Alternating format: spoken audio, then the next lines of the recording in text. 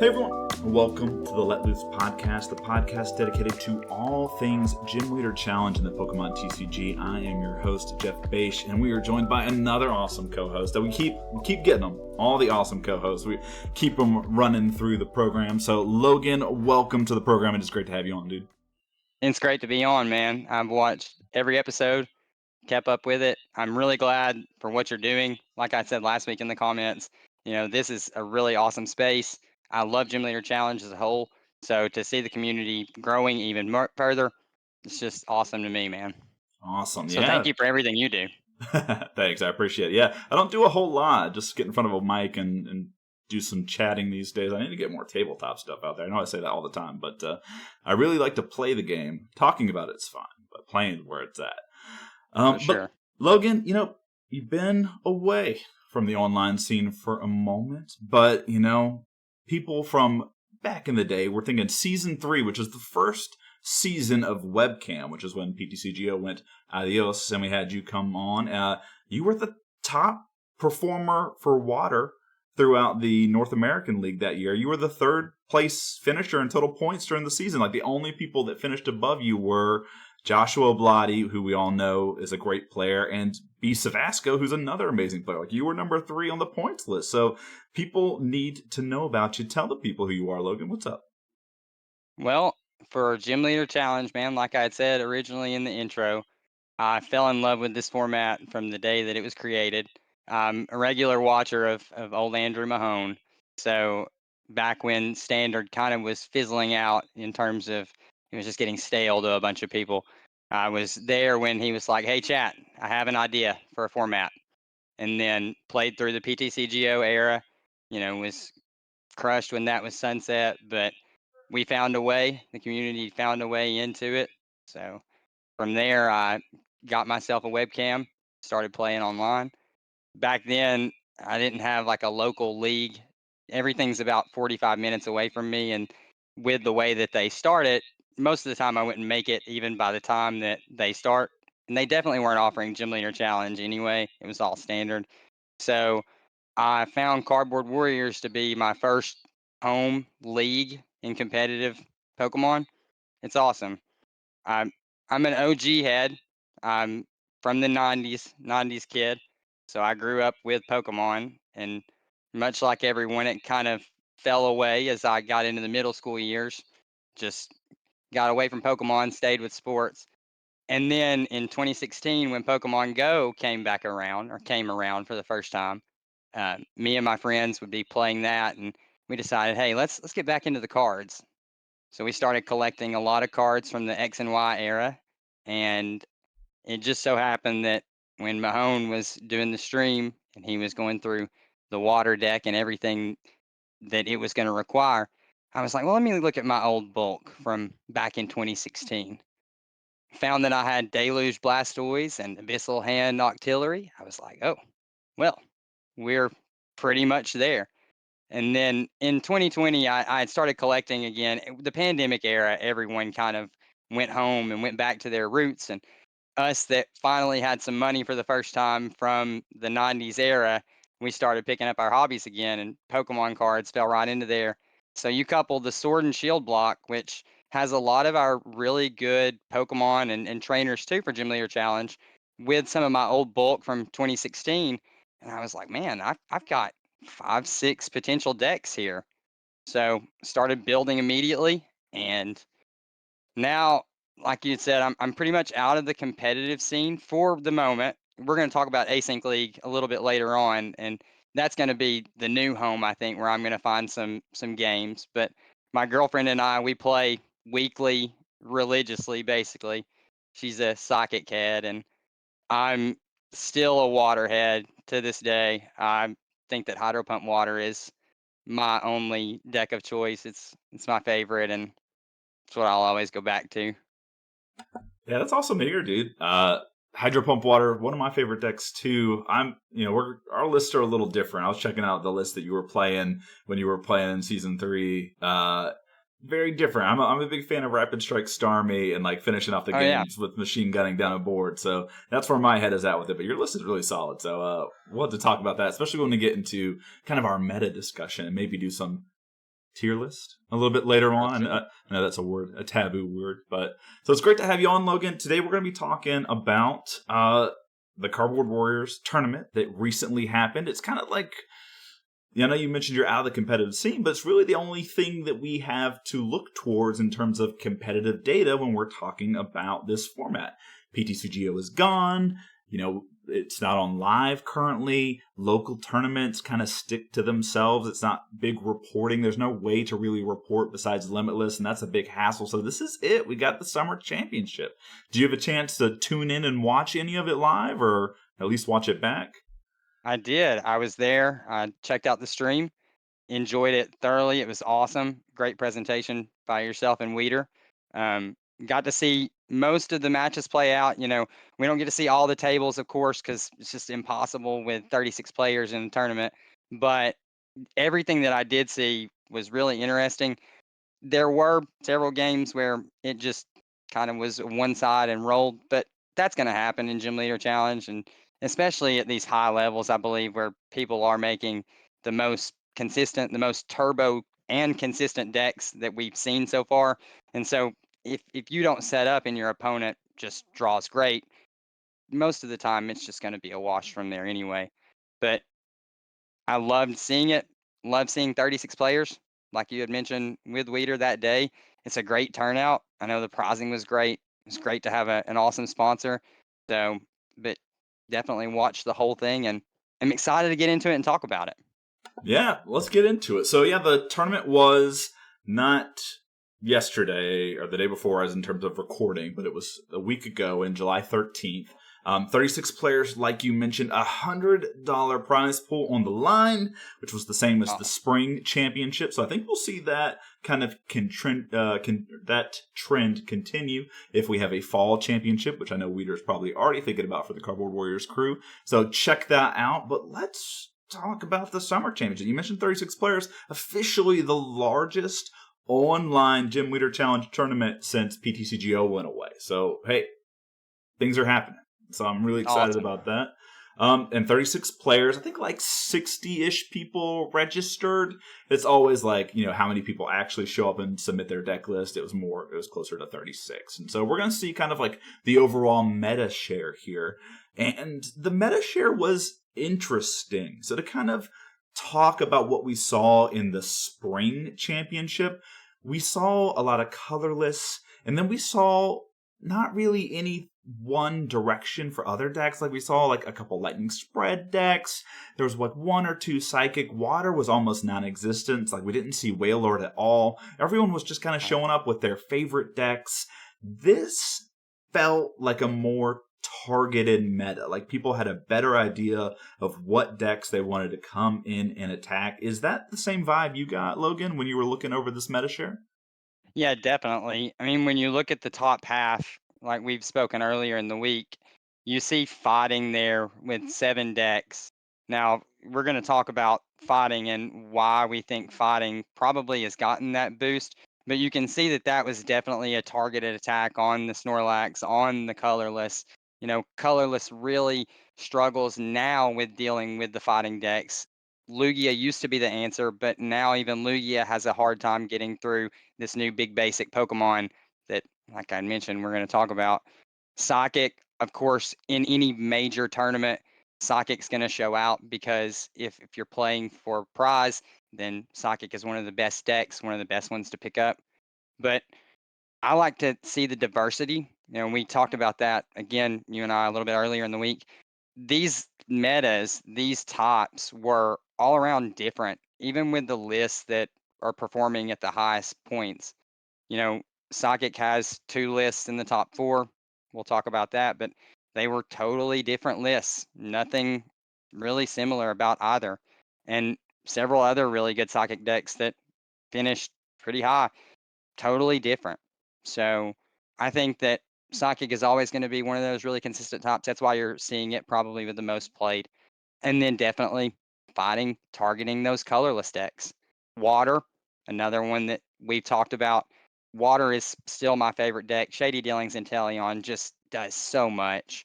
And you see a big shift. Like you had mentioned, there was no real whales in the spring championship. But with this one, you see a lot of the special waves whale. You know, you see that the meta has kind of changed. Now Leo did have a good showing with the hydro pump whale, so don't want to write my boy off just yet, but you can see a big change kind of coming into the meta. We saw Weeder's Leviathan deck. It didn't have the strongest finish, but like you mentioned on the cast that day, that's a hard deck to pilot. Just pick up and pilot. And if you haven't really put in hours and hours, kind of like Weeder, it's going to be hard.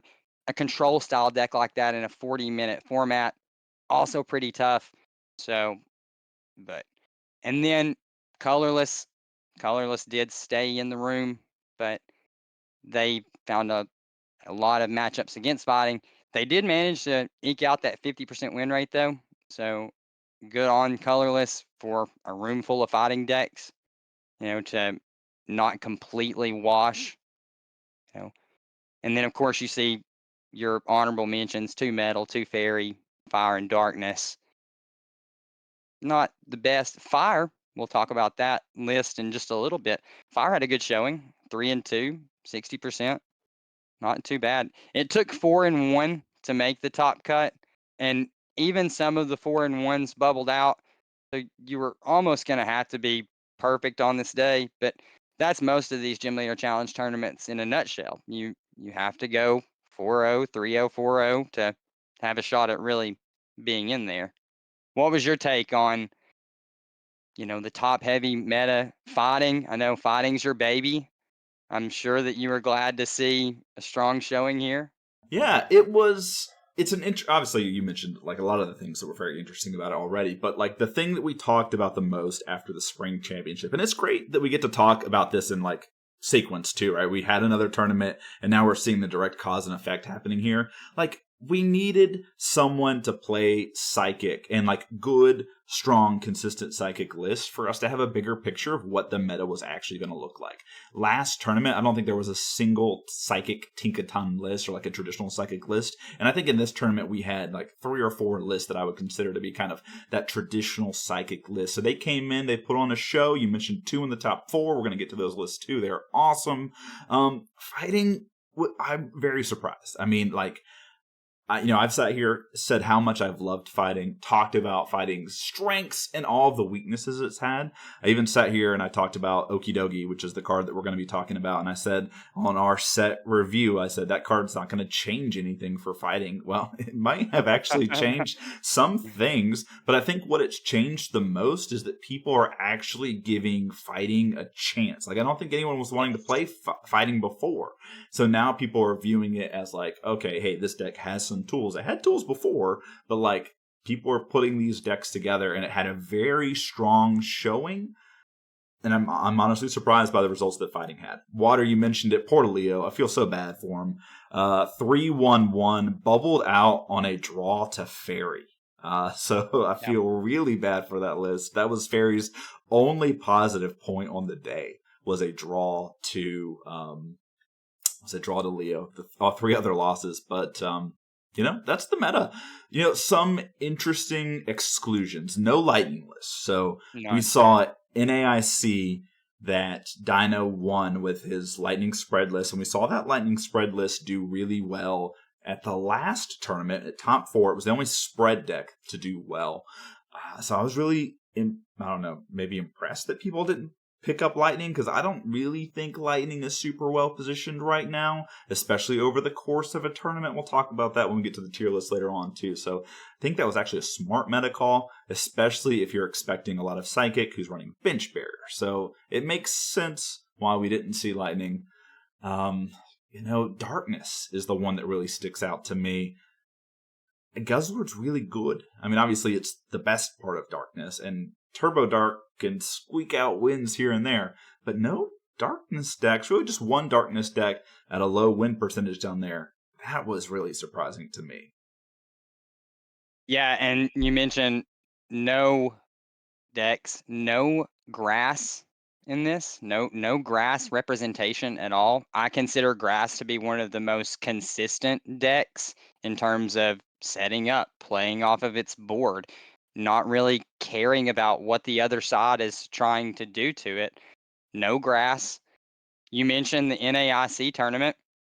no dragon. No dragon in this, and dragon gets a lot of boosts from the Twilight Masquerade set. You know, the Tatsugiri, the Dreepy, the Dracloak, the Applin even, so that they can play the Flapple. But no one brought it to this tournament, and it does leave a little hole, you know, because it makes you wonder, you know, what if grass would not have really had a bad time into some of these matchups. You know, grass purely weak to fire, only one fire deck in the format. So, I mean, like you had mentioned, darkness, you would think that with this heavy of a psychic meta that the darkness deck would have performed well. I think that they just got off to a pretty rough start, and then from there it was just, you know, kind of not the best. Um, you know, they hit two colorless in a fighting, and fighting, of course, hitting that darkness deck for weakness. That's a pretty tough matchup. So, yeah. Grass not being here actually makes a lot of sense to me. I've not had my love of grass recently. It hasn't been performing well in my hands. I haven't seen it performing well in others.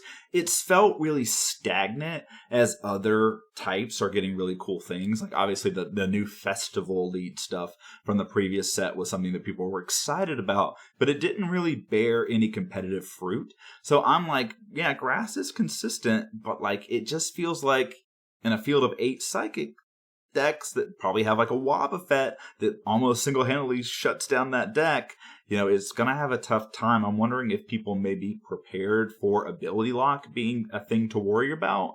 And another thing that Grass can really struggle with too is Lost City. And we saw Lost City kind of like eke its way into list, especially like asynchronous list and a couple of the different lists that were going on in the Cardboard Warriors Wednesday tournaments. So, you know, is that people responding to the meta? Is it just that there's nothing really exciting about Grass right now?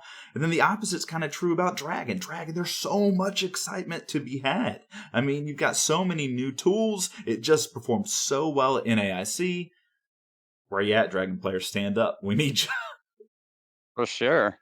For sure. And I feel like the Dragon deck has a lot of more consistency pieces now. Like I had said with the Tatsugiri and the Dracloak, you probably don't go away from the Dragonaut line because it's just one of the best, you know, supporter fetchers in the format. Um, but Dragon's always fascinated me. It has a lot of comeback potential with Sonic Slip. You know, you can mix that Sonic Slip in on a turn where you may be behind, and all of a sudden you take the prize lead. I've done that countless times here at home tabletopping. Uh, so yeah, that one surprises me a lot to not see. You know, we had two fairy decks and no People dragon. people are going to play what they want to play, and we saw that with 100%. individual techs too in certain decks. Like just each list had its own little bit of personal flair, and let's get into some of these deck lists that we're gonna talk about today. We're gonna start off with some of the deck lists that we kind of looked through and thought were a little bit interesting. Don't feel bad if we left your list off. I'm sure it was super sweet, but these were kind of a couple of the lists that we decided to kind of focus on today. As we talk about them. So one of the interesting lists, again, we had tons of psychic. We had 8 psychic players, and each one, again, was a little bit different. So the first list we got on screen is Munkidori Psychic, and this is coming from Evan Wiki. He was in the top 4 of the last tournament, didn't manage to top 4 this one, but he got pretty close. I think he finished 3-2. But he's got a very interesting take on what I would consider to be a more traditional psychic list. Obviously, he's got Mimikyu, Marshadow, Necrozma, you have Kirlia, but instead of opting for Gallade, he went with the Psychic Mirage Gardevoir, which actually had a little bit more of a showing than I thought it would. The Tinkatongue line is also in here. Gather Materials is just a busted ability. Discard 1, draw 3, and then just such a powerful attack. If it has a special energy, it's doing 90 plus 90. So a very strong attacker, very strong support mon. Now, what's very interesting about this list is it's running Munkidori. And Munkidori states basically if you have like a dark energy attached to it, you can take damage counters from your Pokemon and switch them onto your opponents. And we've been seeing that card run a little bit with people running the Gengar that pops back. So I was very confused when I looked at this list for the first time. because I, like you, and it sounds like you may not be struggling, but I was struggling to find out in a Psychic deck where you have a lot of squishy Pokemon. Psychic doesn't really have anything over that 140 threshold. That's where Tinkaton lays, and nothing is getting above that. There's nothing in this list to really boost the HP. It's Giratina. Tina placing those 4 damage counters on your own Pokemon to then use Munkidori to move them off. That's where this list, I think, is very interesting to me. 'Cause Psychic, we talk about some of these bigger Pokemon in the formats. Psychic has a little bit of a damage problem.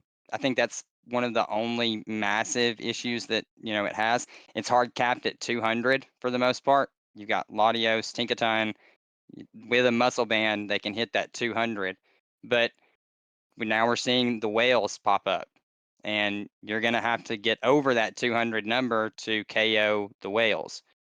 The Torterra, you say grass, not that relevant in the format right now, but if Torterra pops back up 190 with any tool attachment on it, you're gonna be up over that 200 limit. So I love this list. I thought it was very interesting. Just is Giratina enough? Obviously, Evan did an amazing job going 3-2 on the day, and he's got some interesting other tech cards in here too, but I'm just thinking like the Gengar that does 2 damage counters for each of your opponent's bench Pokemon, it just seems too free with Munkidori. Obviously, I like that combo together, but I get the Giratina. Giratina is really strong, a recursive basic that you keep coming back over and over again, especially when you have things like Malamar and Dimension Valley. But I think kind of the coolest little bit of tech that we see in this deck is we see Lost City. And, obviously these Psychic lists always run at least one Stadium Dimension Valley and then one other. So teching in Lost City here is pretty interesting. And then Faba and Carmine are really interesting too. I've been saying for a while now that I think that people should be running 2 tools, Stadium, special energy removers, or something like that. And it looks like Evan Wiki listened. Faba here is a very sweet tech card, especially when you have such powerful draw engines like Marshadow, Tinkaton, Gather Materials, Kirlia, Refinement to be able to find them. So I like the list. I'm willing to try it out. I want to find space for that Gengar. Right. And I'm sure that, given the list, you probably have some flexibility within it to cut, say, one of these cards out. Of course, town map is always one of the first ones that we look at in a list. Can we live without town map? Probably fit that Gengar in with an inclusion there. Yeah, I'm one who's like, play Gladion. I can't tell you how many times I've ripped out a town map. But of course, a lot of the decks that I tend to play don't necessarily take early prizing, which this list is also one that's not going to be taking early prizing. So flipping over a town map and staring at your prizes while your opponent disrupts you can be tough. That's why I usually opt for Gladion in my more disruptive or, setup-oriented decks that need specific pieces. Fortunately, Evan's list here can definitely pivot to a lot of different outs. Like, you don't need Munkidori, right? You could just Necrozma and Tinkaton to win your games, and you're in a good place. So, really like this list a ton. Wish I could have seen it play. We didn't actually get a chance to cast this one, but definitely one I'll be trying out. For sure. All right, next list is a list that's been floating around. This is Bright Lights. I actually reached out to Spence, and Spence was able to tell me the deck name. I was just going to call it Cinderace Fire, but he's like, nah, brah, it's Bright Lights. So that's what we got from Spence here. It's a very interesting list. It's got some ideas that have been floating around for a bit, but Spence has definitely added his own personal flair to it, and I love everything about this list. So the main engine behind this deck is actually the Team Magma's camera in kind of, playing alongside the Armor Rouge. So the Camera Up lets you get back a fire and a fighting from your discard pile and attach it to it. And then Armor Rouge lets you move fire energy around. So basically you use the Camera Up as a dynamotor to itself, and then you can use Armor Rouge to move the fire energy as you need. You've got Arcanine, which we've seen played in a couple of different lists, specifically Extreme Fire. And then, you've got some other characters that you see in almost every single fire list. You've got the cast form for a free retreat. Sometimes you can use it as a useful attacker. You've got Salazzle with the Roast Reveal, which is discard a fire energy, draw 3. Works really well with Macargo and the Smooth Over, which lets you look through your deck, find any card and put it on top. But the card that you don't really see in almost any fire list is Cinderace.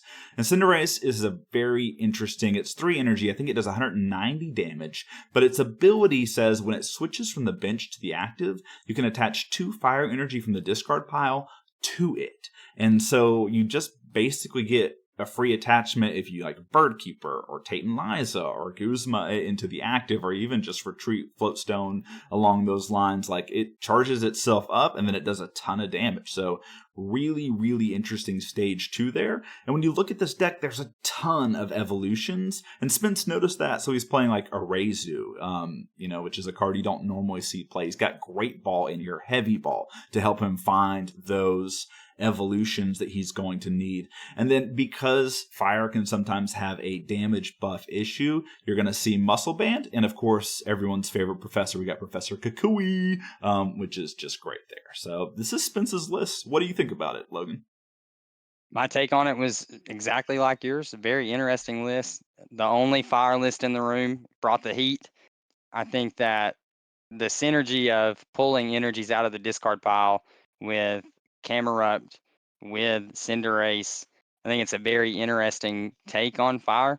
And then, like you said, some of the major players here, like the Castform for the free retreat, the Volcanion for the early game, the Smooth Over into Roast Reveal combo. It's just a good list, man. Looks like a very fun list. Fire is kind of tough to build a list that isn't just the best fire list or turbo fire and have actual success with it. I like Fire Mill myself. I'm a glutton for punishment. But this list aims to actually be a competitive fire list. And I would have been interested to have seen this one played as well. I know you probably would have too. Yeah, for sure. We ended up watching a lot of Fighting and Colorless and Psychic that day, believe it or not. Those were our main meta shares, but would have loved to have branched out and seen Spence's Bright Lights list in action. And you mentioned, typical list or running Charizard. It takes a lot of courage to play Fire without Charizard and Heat more specifically, but, Spence did it and finished 3-2, even beat a Water player in the last round, which I think just like Yep. when you're thinking about one of the worst weakness matchups in all Gym Leader Challenge, Water into Fire is almost a free dub. So kudos to Spence for pulling that one off. Absolutely. That's what I was thinking as well. That round 5 win against Water, that's anytime Fire can beat a Water deck, you're usually having a pretty good day. All right, a list that we did get to look at, and then again, you can check out my YouTube channel to see the Swiss rounds 1 through 5. We actually saw Sore Thumb Collector's list in round 5. He was 3-1. It was his winning in, although we did see a couple of 4-1 players bubble out. And he was running what I'm going to call lo-fi. It's basically just like cheap attackers. And so you have some pretty, again, interesting includes. That's why we're including these lists, even though they didn't top 4 here. And so this is kind of an only Okidogi build around. So Okidogi has just been a powerhouse of late. So Okidogi has the Adrenaline Power ability. If it has a dark energy attached, it gets 100 more damage and 100 more HP, effectively a 230 HP basic that can do 170 for 2 attachments. So just like Snorlax levels of broken, cheaper in terms of attack cost if you have the right requirements, but a little bit more easier to deal with because I think there's a lot more tech cards that can deal with the Okidogi. So a very balanced card, but also a very powerful card. So he's got Okidogi here, and then he's just got other cheap attackers. So he's got Great Tusk as an ancient attacker. There are really no other ancient synergies, just 3 energy. It can do 160, and you can pair that with Roaring Resolve Lucario, which can search the deck, attach energy to itself, put a damage counter on it, and you need those damage counters for Great Tusk to do that additional damage. You've got Histline Arcanine that also needs a damage counter on something in order for it to attack for free to do a whole bunch of damage, 120. And then you've just got other good stuff like Machoke and Machamp are bonkers. It's just the best stage 2 in fighting, basically. Machoke is super bench bear, and then Machamp's Crisis Muscle ability lets it effectively get 150 more HP if your opponent has 3 or fewer prizes. And then for just 2 attachments, it can do up to 200 damage. The Halucha is a very interesting include. It's a card I actually like a ton. This is a different Halucha than you see in other lists typically. It's 2 energy and it's a revenge attack. I think it's 50 for the base damage and then an additional 90. I think it's actually a pretty good attacker, to be fair. Besides that, just all the other good things that fighting has to offer in terms of stadiums. You got Brooklyn Hill Martial Arts Dojo, which can really help out in a pinch. Focus Sash, just one of the best tools. Basically prevents your Pokemon from being knocked out if it's at full health, gives it 10 remaining HP. The issue always is consistency. And so we see, Random Receiver, Pokegear, Trainer's Mail, all these cards that kind of help it find its different consistency pieces to keep on going. And in the round that we saw Sore Thumb Collector playing, he had it all at the beginning. Like, he was playing Lost Zone Psychic, and he needed to have basically early pressure and a Machoke to protect himself. And he had Machop on the bench, and he had Okidogi with an energy attached, and he just couldn't find any other pieces the entire game. It felt like it was there to be won, and then it just kind of fell apart as fighting did what fighting can do, and just wasn't able to kind of put together a full game, a full tournament. Yeah, definitely. And this list, piloted by a great player, Sore Thumbs, is really awesome. Um, Using the Premonition Lunatone, pretty interesting inclusion in this list. And like you had mentioned with the special energies, we're seeing a full assortment here. We've got 5 special energies that can fulfill that darkness requirement, including the prism energy that only works when attached to a basic Pokemon. Like you had mentioned, it looks like we're trying to stream this Okidogi as much as possible. This list too, like again, watching Sore Thumb Collector play against Psychic Colosso, which I think is one of like the toughest matchups. It was tough to see that, but he obviously had a great tournament run. Again, almost made it to top 4 with a fighting list, and again, just really, really impressive from him. So I love this list, love everything about it. All right, the next list is the list that I think Yeah, here is we go. more earthquake oriented. It's kind of hard because these lists are all, I guess, like fight guys. When I saw the list on Gym Leader Challenge like a couple of months ago or something like that, there was just like a low energy attacking fighting list. It was called Fight Guys. So maybe these lists are all just kind of fit into this category of just like punchy fight guys. So that's what this is. But we're going to call it Ancient Dogi because it's actually got a couple of interesting texts, and I guess it actually has 3 dogs if you consider Arcanine, Okidogi, and Lucario all to be dogs. So those are dogs. So Ancient Dogi is what we got here. Very similar to the last list. This one's a little bit more all in on an ancient package. You actually see the Sandy Shocks here, which I think is a very bad card. But Proximal used it to great success in this tournament. He's also got Professor Sata's Vitality to kind of help that and Slitherwing be effective. So besides Okidogi, they've got the Dawn Fan that for 1 energy does the Earthquake attack. That's 120 to the active, and then 20 to everything on your own bench. And then, of course, we see Lucario, the same Roaring Resolve Lucario, and the Hisuian Arcanine with the Proud Fang attack. This list has a Medicham in it. I believe the attack is called Battle Step. It's 1 energy and it does 50 to the active, and then it attaches 2 energies from your deck to one of your Pokemon. So it's like kind of like Turbo Energized that does 50 damage. It's a really, really cool card. I thought about brewing around with it and I just didn't quite find the space for it, but obviously Proximal did. Besides those couple cards in his list, he's got Multi-Switch, which we saw Multi-Switch in the last deck too, but I haven't brought it up. Multi-Switch is actually pretty cool to kind of swap energies from your Pokemon.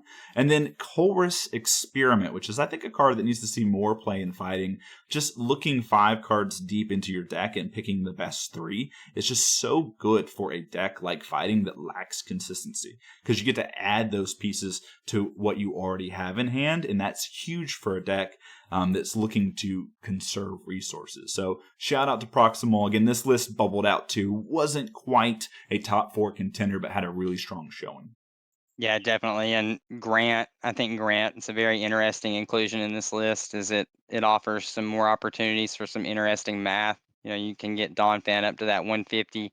You'd mentioned Sandy Shocks and Slitherwing that package is there. I'm guessing for the Sata's Vitality, like you had mentioned, that way we can get those energies back into play from the discard pile.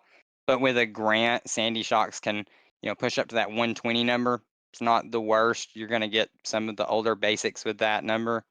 Slitherwing, that gets Slitherwing up to 150 plus burn. So I think Grant's a very interesting inclusion in this list. We haven't seen it in many of the other fighting lists. And you mentioned multi-switch. That's another awesome card. When you're trying to move these energies around, multi-switch can move the special energies as well, correct? If I'm right? Moving those auroras, those rainbows, those unit energies up to Ogie Dogie so that it can continue to be its big self. Okie Dokie is a great card. It's even better when it has the darkness energy attached. So, and again, Okie Dogie just having such a good showing at this tournament. Obviously, only one fighting list made it into the top 4, but there were so many lists, like positive win percentage on the day. Basically, single-handedly knocked colorless out of this tournament. No colorless decks in the top 4. And, it's just really, really impressive to see how Okie Dogie, while not adding an extra layer of consistency, just by being kind of a game plan all on its own, has really changed how competitive fighting can be in a tournament of this magnitude. Correct. Like you said, before Okie Dogie, it almost seemed like fighting was, if it was your pet project, you would pick that deck up and play it. But now Okie Dogie has really given these decks all some freedom to have just a big guy to start off. If there's one thing that I learned from watching the tournament over the weekend, it's that starting Okie Dogie for these fighting decks completely changes the way that other decks have to perform against it. And we saw it started in many of the matches. So just having this big basic Pokemon that can sponge hits, that can pump out damage, you can sit behind it while you're trying to set up still. Fighting obviously needs a little bit of time to get going. I think that Okie Dogie completely has changed the meta for these fighting lists. I think you'd agree, right? I would agree. Yeah, 100%. I would also argue that Ting Lu, Yeah. which is another card that I wasn't necessarily high on. I'm still not super high on it. We'll get to it when we get to the tier list a little bit later on. But it just like the fact that it can do 30 to the bench as early as like turn 1, like if you're going second, is like 30 to the bench is a huge number when you think about things. Like benching something gets a little awkward when you're staring down at Ting Lu. So fighting got kind of two kind of bonkers starters. Like I was playing against fighting the other day and had 30 HP free retreat Dynamo in my hand, and it's already like I'm playing Lightning, which is a weakness matchup. But like I can't ever bench that. Yeah, I can't ever bench this Dynamo now. Like I'm never gonna have a second Dynamo. And Mareep, if I don't evolve it enough, 2 Tingling turns and it's done. So it just like fighting has gotten a lot more aggressive in the early turns, which if you win the game in the first couple turns, the late game doesn't matter. And that's where fighting's issues have been.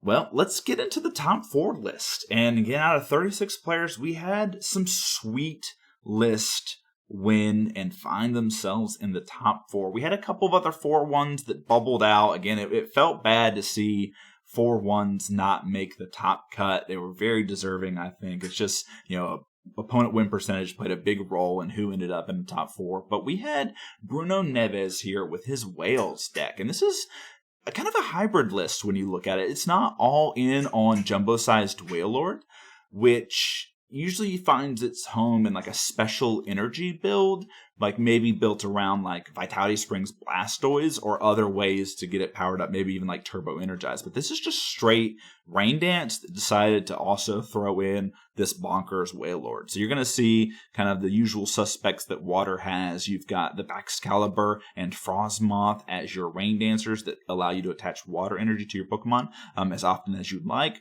Frostmoth to the bench, Baxcalibur anywhere. Kyogre, which is just the best attacker that Water has, 180 anywhere, but you had to put 3 energy back into your hand. Of course, that attack cost is 4.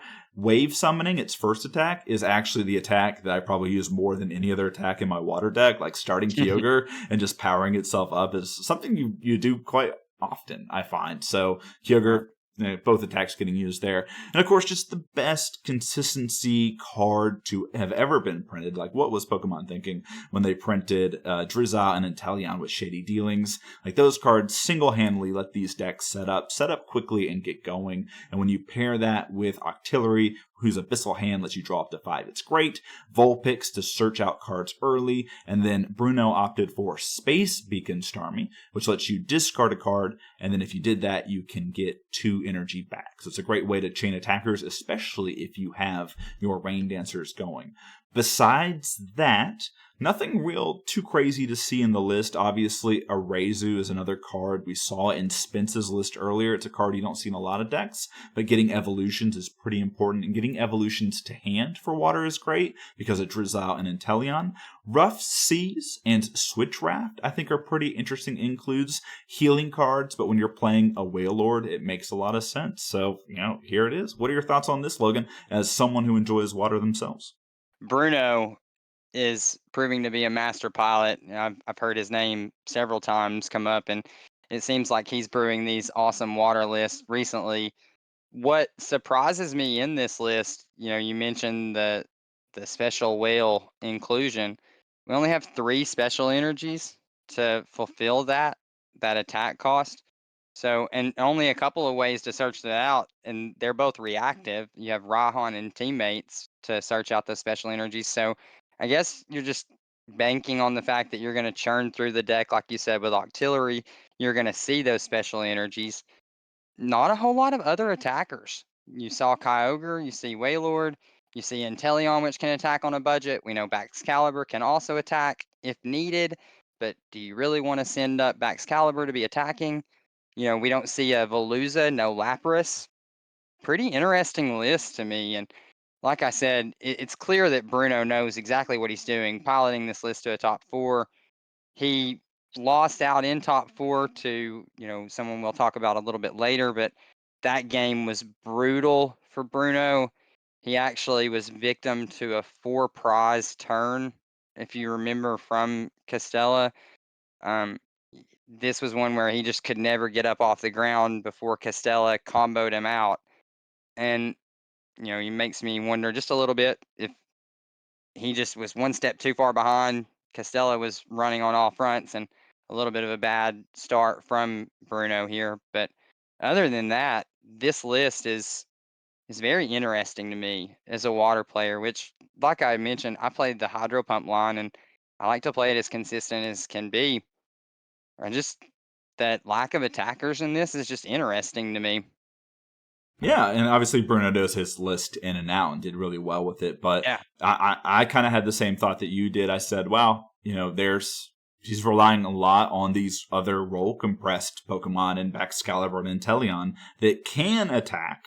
But obviously, you play them for their abilities. But he's like, I'm going to use them as their attackers. And throughout the tournament, I think we saw Bruno twice while we were streaming his matches, Inteleon taking multiple prizes, but really that Wailord yeah, was able to just absorb hits and keep doling out. And I felt like that was in and of itself kind of his game plan. You got Kyogre, you got Wailord, throw a pot helmet or luxurious cape on either. You can take 2 KOs with Wailord and Kyogre in some capacity if you have them, protected to a certain degree. And then if Inteleon can get you a prize, if Baxcalibur can get you a prize, that's all you need if the other ones go 2-for-1s. And so obviously he knew what his list needed. What really sticks out to me is while that was his game plan, the recovery cards we see in this list are Nessa, Rescue Stretcher.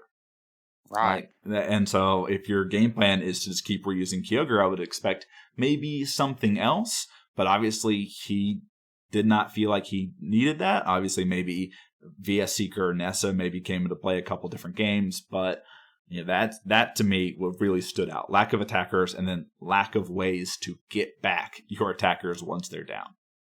Right. But like we said, Bruno obviously knows his list, knows how to pilot it.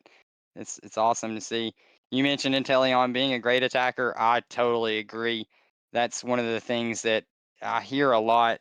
Obviously scooping up Inteleon to use Shady Dealings again.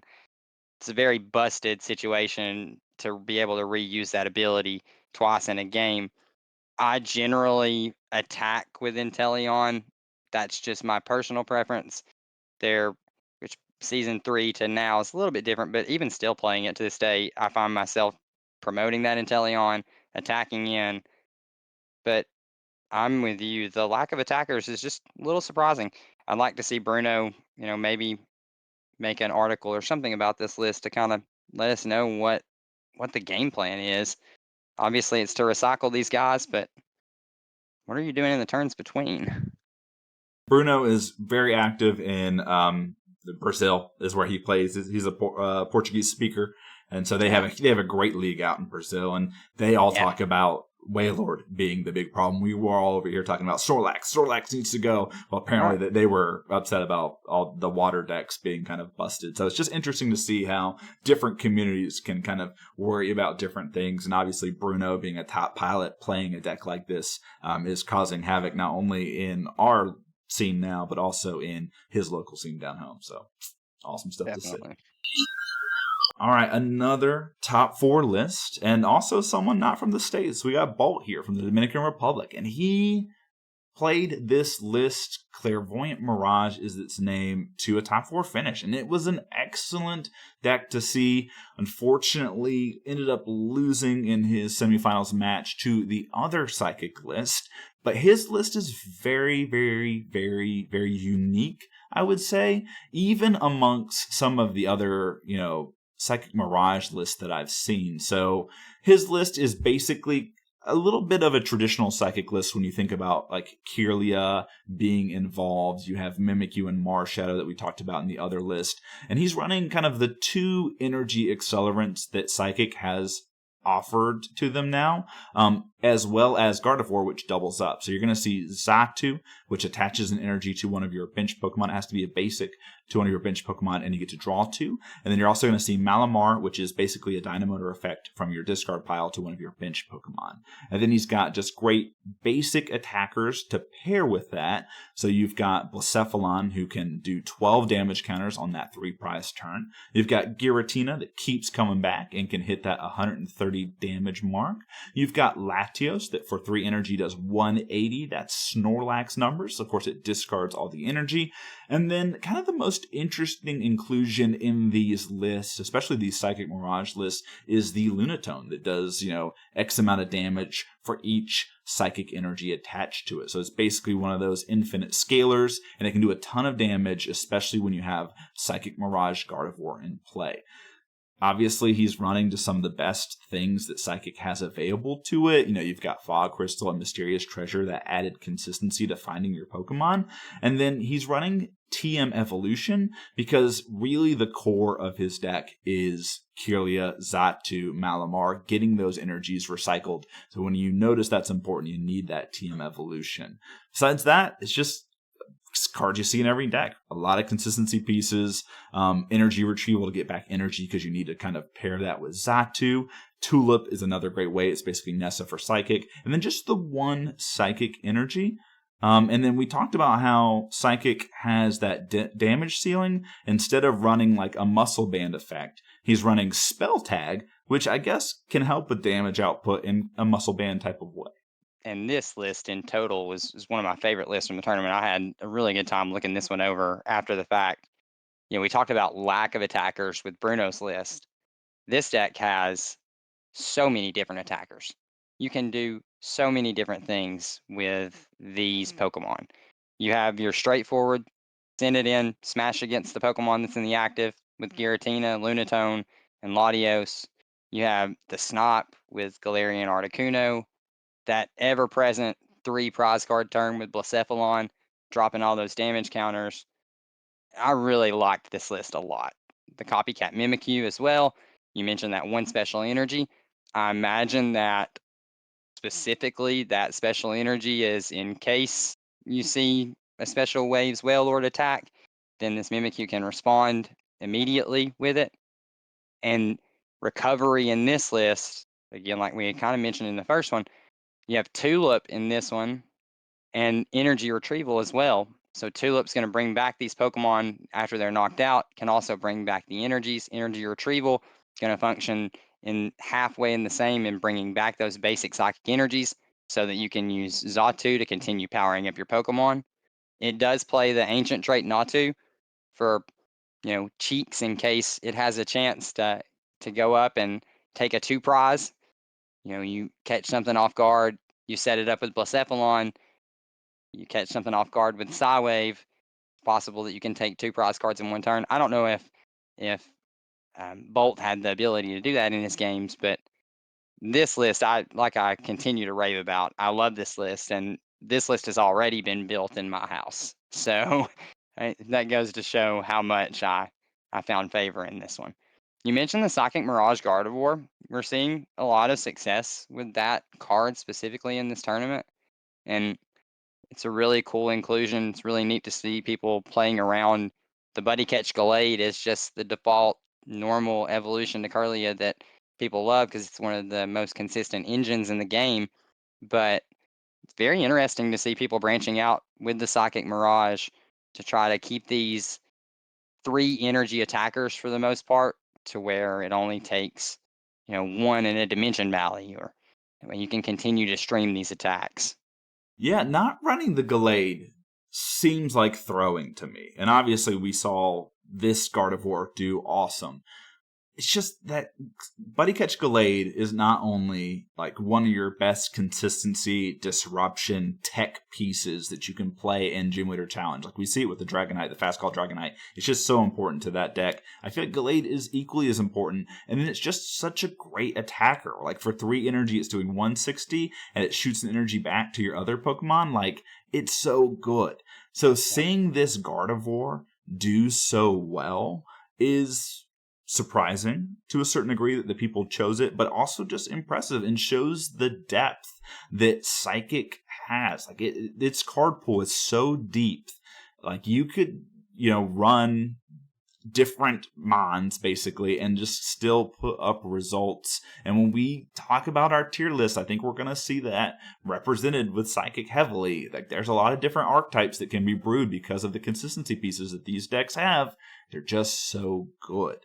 Now, I will say the game that I tuned in on, there was I think maybe Bolt's only loss on the day is the Gardevoir only has 110 HP, which for a stage 2 is so low. So a huge liability. Yeah, so I wasn't super familiar with the card's HP or retreat cost. So I was I don't think he takes a KO here.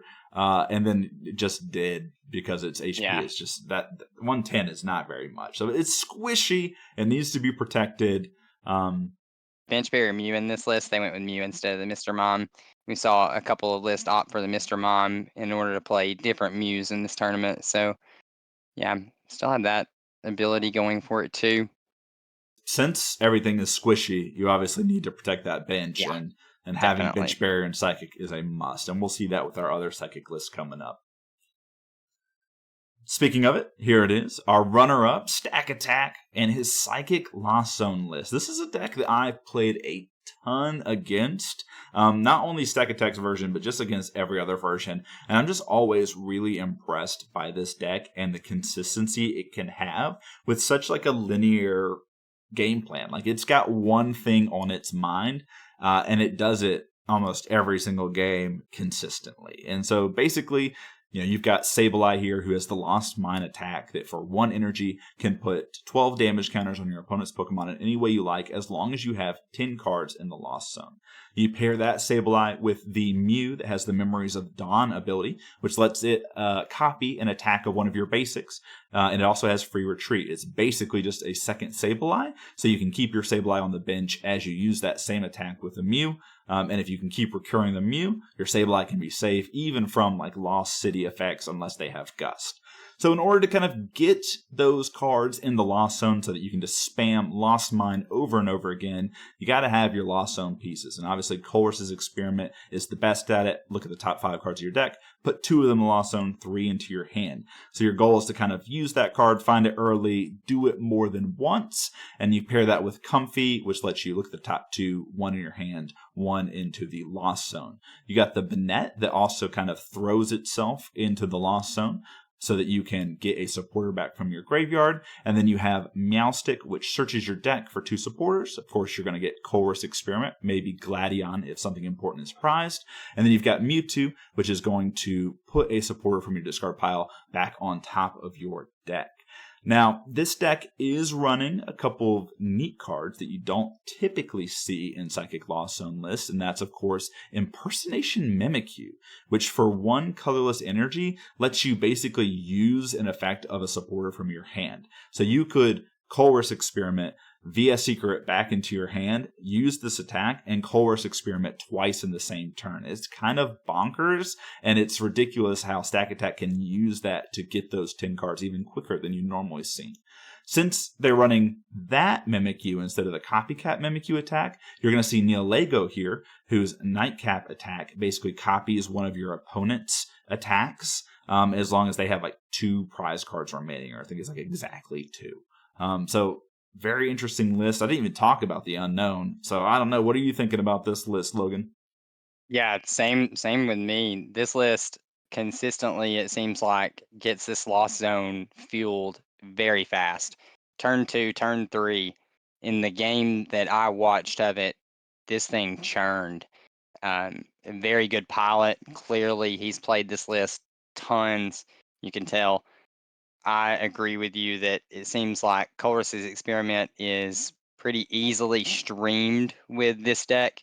You mentioned the Mind Report Mewtwo, you mentioned the Meowstic, Banette, all these different ways to search out this Colress's Experiment, which is your main piece for your Lost Zone, fueling your Lost Zone. And then all the basic Lost Zone players, you've got Comfey, like you'd mentioned, Best Start, the Memories of Dawn, Mew to copy that Sableye effect so that you can kind of keep it protected while you still spreading that damage around. This was a really awesome list. The Lost Zone in general is an amazing tool in and of itself. I can't imagine to see in 4 more years when they print another Lost Zone set what our Gym Leader Challenge Lost Zone is going to look like, since it will be that long probably before we see any other cards interact with the Lost Zone. But I think that this list is very streamlined, looks to do its job and put the opponent in a predicament as early as turn 3. All these damage counters is just really hard to deal with.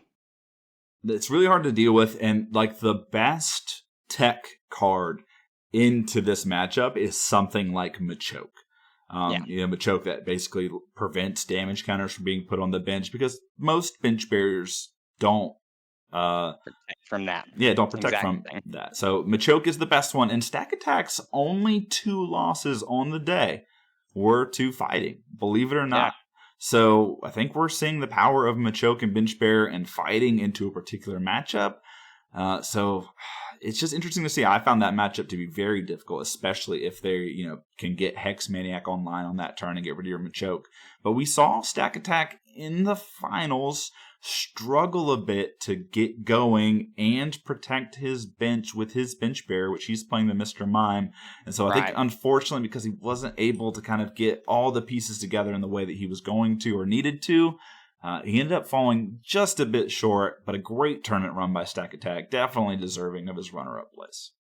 Yeah, coupled with the fact that, like you had mentioned, into the fighting, we're going to talk about that deck last here, but he playing against the Machoke, that's going to be a tough draw when you're trying to drop the damage counters. Castella got the Machoke out pretty quickly. Another interesting thing that you mentioned on stream that I thought was pretty cool with this Impersonation Mimikyu, you can Colress and then Hex in the same turn. It's another really busted kind of play in theory. So a great list, a great tournament run. I'm sure that he's happy for his day. Just ran out at the very end to a really great player. We can take a look at that one now if you'd like. Let's get into Andre Castella's champion list. And so he was playing Hitmon Bros, but, with the new stuff. So this is Hitmon Dogis by Castella, and I think he was undefeated on the day. His only not win was an intentional draw with Bolt, who we saw in the top 4, because they were both the only 4-0s, so they were basically assured a spot in the top 4. But besides that, just ran out and won every single game that he elected to play. And so this list is super awesome. It's a list that I love to see. So you've got the Hitmon combo up here, which requires the 3 Hitmon trio up here. You got Hitmonchan, whose hit and run does 30 to the active, and it can switch to the bench.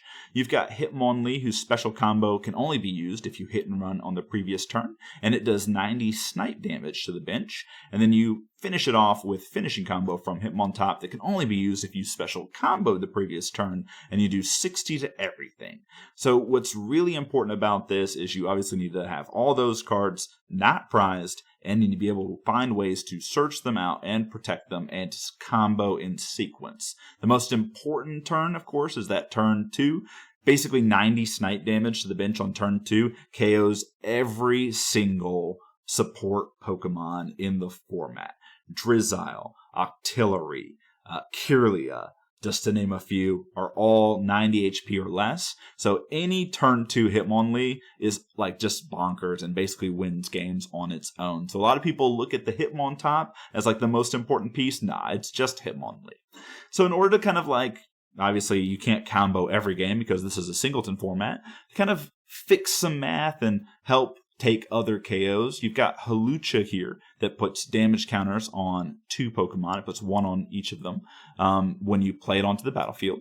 Then you've got that Machoke that we talked about with Super Bench Barrier, and the Machamp with the Crisis Muscles ability that we talked about in the earlier list. Okidogi, which again is just like a pivot from your game plan when you can't combo. And then we see Avenging Knuckle Lucario that for 1 energy does 30 plus 120 if one of your fighting Pokemon was KO'd previously. So basically 150 damage for 1 energy, which is a very strong number on the stage 1. So since you need to combo and switch out, you've got a ton of recovery cards like Escape Rope, Scoop Up Net, you've got Ordinary Rod, Buddy Rescue, just because you need to get back your combo cards when you can. You need Silent Lab in these decks to stop Bench Bear, because we saw in this tournament there were a lot of them running around. And then, of course, cards like Bird Keeper to help you switch and draw cards, Cynthia and Caitlin in effect and draw cards. You just need, in fighting, cards that keep progressing your game plan while simultaneously letting you churn through your deck. And so that's what we see here with his supporter suite. Then, of course, a couple special energies to pair with Okidogi that are also great with any of the other Pokemon. Strong deck, great pilot. It was his day. I know this deck is one of your favorites. You love the combo. So letting you go there for a second. Like you had mentioned, Castella, this was a dominant day by him. 4-0 going into his 5th round. Chooses to ID with Bolt. I think that this is one of the best pilots of the combo. Like I have here on my notes, this is the combo king at the moment. So Castella is one of the best fighting players. He's been playing this fighting archetype for quite some time, tooling with it. And again, like we have been talking, it's hard to ignore the Okidogi in the room. This card just seems to have become a big sponge that can let you set up. We saw in Castella's match, he transitioned between the combo. He would abandon the combo after the 90 snap without care, just kind of depending on what the situation called for. I know you mentioned on the stream, listened to you a couple of times, talking to Weeder even, when is it okay to abandon the combo in the moment? And this is a champion who plays his decks truly, masterfully. These fighting archetypes of the fighting decks on this day, this was the only one to top 4. We saw 7 on the day in the tournament. This is the only one to get in the top 4. Then it goes through a psychic to win. This was a great play by Andre.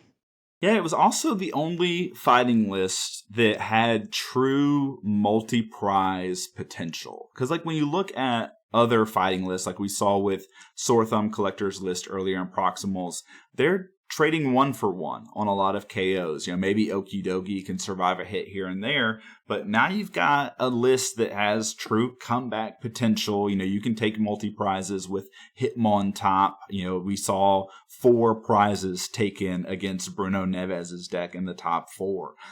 This deck that's why it's so good. It's so disruptive. And you don't think of fighting being a disruptive deck, but 90 Snipe on turn 2 stops setup decks in its tracks. Like, if you can't Inteleon for 2 supporters, or if you can't get that Drizzile off to get Irida to get into your Rain Dancer, things can be tough for water. And that's just what fighting does. People think of fighting as just a punch, punch, punch deck, but Hitmon Bros specifically is just so much more than that. And I just can't wait. Obviously, people try to pilot this deck, and the thing I hear most from people all the time is like, that deck is hard or that deck is bad. Well, you have to understand it's a tempo deck. Like, it needs to do certain things every turn. You need to focus on doing those things. You're going to have bad beats, but when it does what it needs to do, it's a thing of beauty. And there's just, in my opinion, there's no funner deck to play. And people talk about like this deck being boring and like you're just doing the same thing over and over again. No, you're not. It's so situational. It's so contextual. This is a game of chess, and sometimes your opponents are playing checkers. Like, if you're playing against a psychic deck, they are going to be doing like, you're doing more work than every other deck. Like, you have to plan in advance your turns. You're thinking about what happens if the hand disrupts you. Like, you just have to be thinking 4 steps ahead every single game. And your opponent might be over there like, attach pass. Like, okay, you need to be on the top of your game to win with this deck. And that's what Andre Costello was that day. Like, it was probably one of the most dominant performances I've seen from a pilot and their pet deck in a while, because he's fresh off winning the Asynchronous League as well. And then he just walks into a Swiss tournament. And the difference is, in the Asynchronous League, you get to the finals and it's a bracket. So you're not playing every type. Like, he didn't have to play Psychic in that tournament. And so we were like, well, could Hitmon Bros win a tournament if it had to go through Swiss and play Psychic and play these top tier decks? Costello proved that he could, and he beat Psychic in the finals. Right. Very impressive. Right. Definitely. Yeah, it was a great showing by Costello.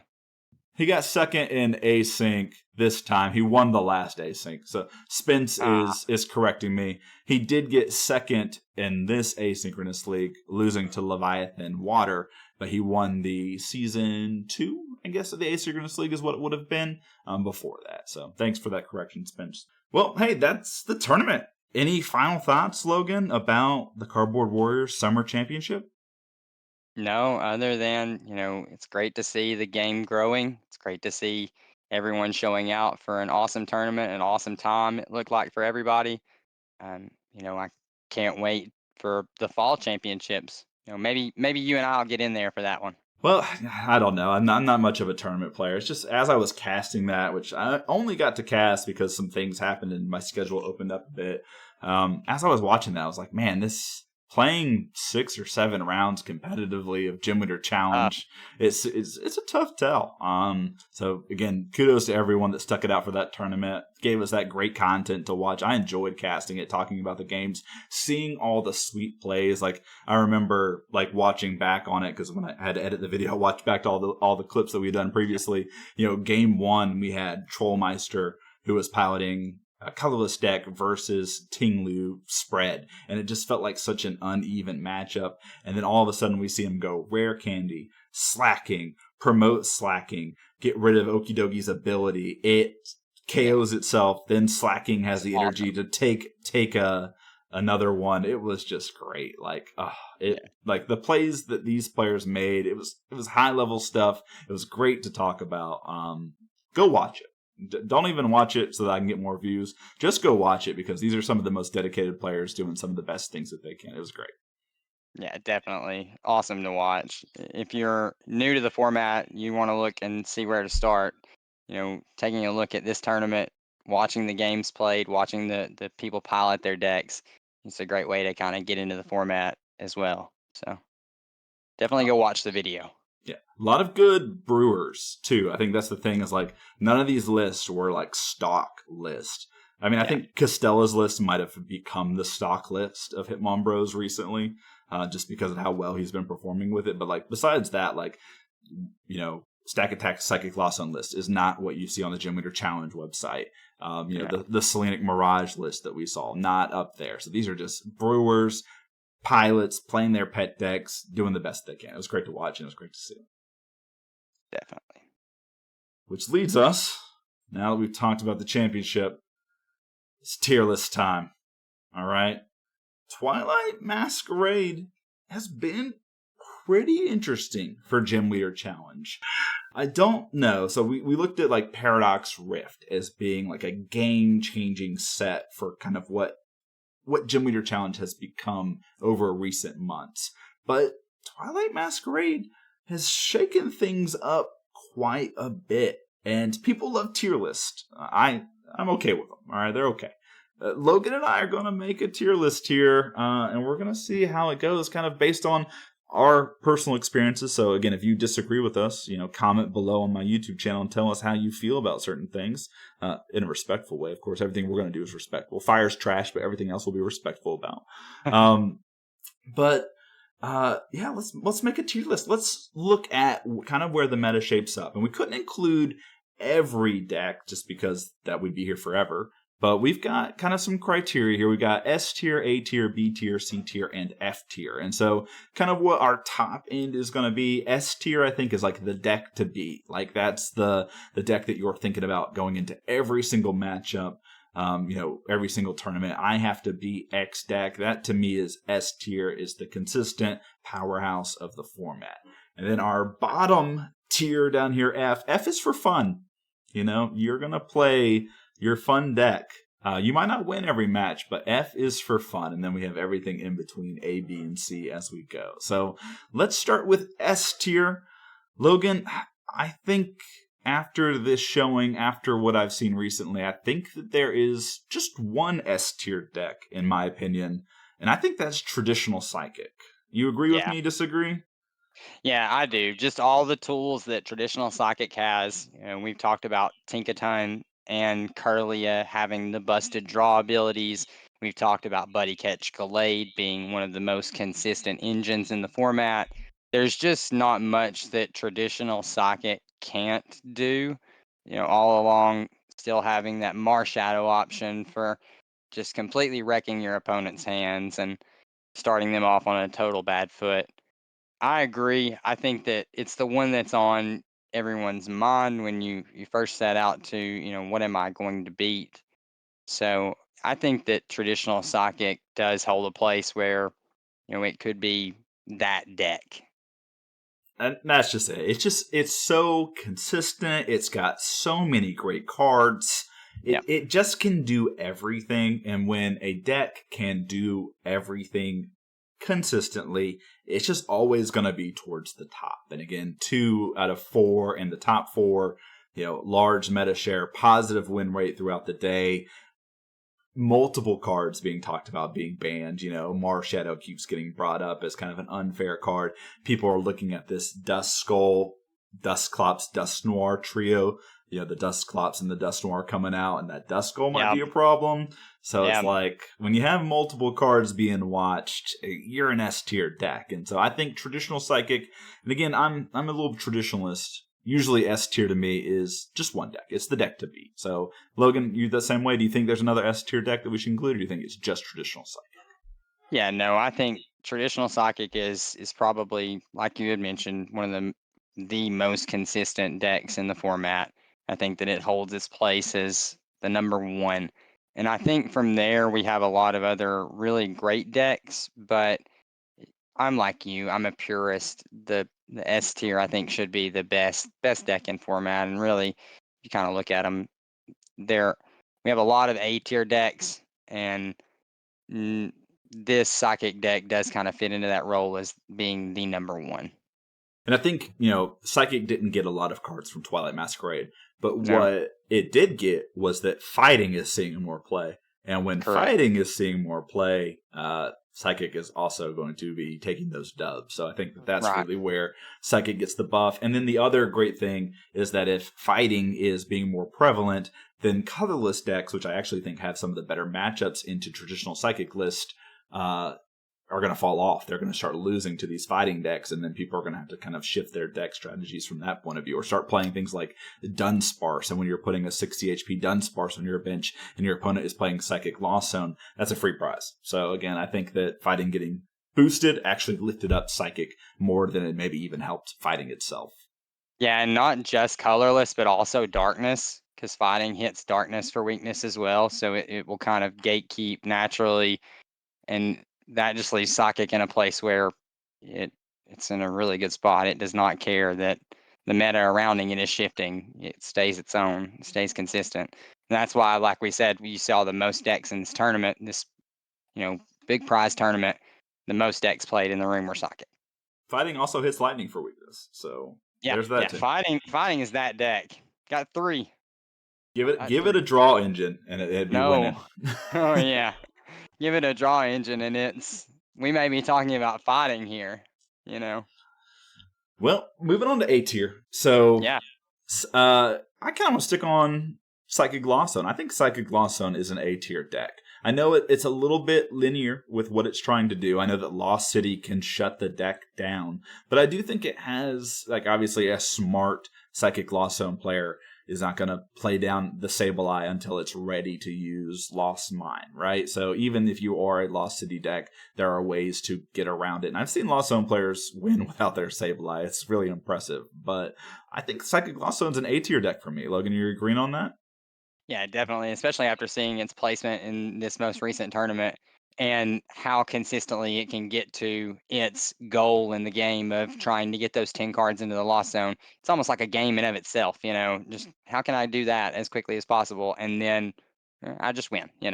But I agree, and with the pilots that we're seeing on Psychic Lost Zone, it's a tough deck to pick up and learn, I would imagine, the ins and outs of, and because Lost Zoning cards is always very difficult decisions. We only play in a singleton format, so every time you make that Lost Zone, you have to permanently get rid of one of your resources for the entire game. I just don't think it cares. It's proving to be such a strong deck that I think in A tier is totally fine for the Lost Zone. I agree too. I almost want to put it in S tier, but the deck loses to itself. I think sometimes when the deck loses to itself, it's hard to be like it's an S tier deck. Right. When Colress is prized and it stays there for a little bit, it's tough. It's tough. Another A tier deck, and I never thought I'd be saying this, is I do think that Hitmon's is A tier now. Yeah. Mm-hmm. At least one of these fighting types, I think, with Castella, and like you had mentioned, Hitmon's is an interesting deck to pilot. Takes quite a bit of skill, in my opinion, to map out that game.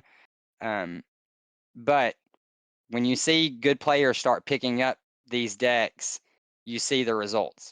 So, I mean, it's the same with standard in a sense. When you see great players playing great decks, you're going to see the results come out. And I think that I totally agree. I mean, to be honest, I think that both Hitmons and the Okie Dogi fighting list could find their way into this A tier, specifically because Okie Dogi has just been that card. And like you said, if you see Psychic dominating the meta, I guess maybe it's a little bit harder to justify it, but how can you argue the results that we just kind of saw? Not for you there. I'm hard pressed. I did not want to put the other Okie Dokie fighting lists in the A tier just yet. I think that they're good lists. Definitely. I'm more of a B tier person for the Okie Dokie fighting list. I still think that they're good. There's just something missing. Like it needs like one more basic attacker that can take a KO, like another cheap threat. I think with the new set coming out, you're going to see Blood Moon Ursaluna that basically has the the Galarian Bird effect where you can play it down and attach energy to itself. I think that card might actually be kind of an answer to what these Okie Dokie fighting lists have. So I think I'm going to put the Okie Dokie fighting list in B tier for now, but it's on my watch list for moving Definitely. up. So there's that. To round out A tier, in my opinion, there's two more decks that kind of fit in that role. I would say that Turbo Lax is still a deck to be reckoned with in this format. I would put that deck in A tier. And then the other deck that I feel like is really, really well positioned, and we saw Bruno Neves play it at the Summer Championship, is Wales. What do you think, Logan? Yeah, I totally agree. That's kind of where I ended up as well. I think that both Turbo Colorless and the Whales Water right now are positioned in a place where they're definitely A tier decks right under that S tier. They could win a tournament any day of the week. Um, and we see that still with great finishes, like you had mentioned from Bruno. I know that even more recently in the Cardboard Warriors tournament scene, Leo picked up a victory with Water just recently as well. It's a little bit different build, but Water in general is just one of those top 3 decks generally. I would Shady agree. Dealings and Teleon's too busted.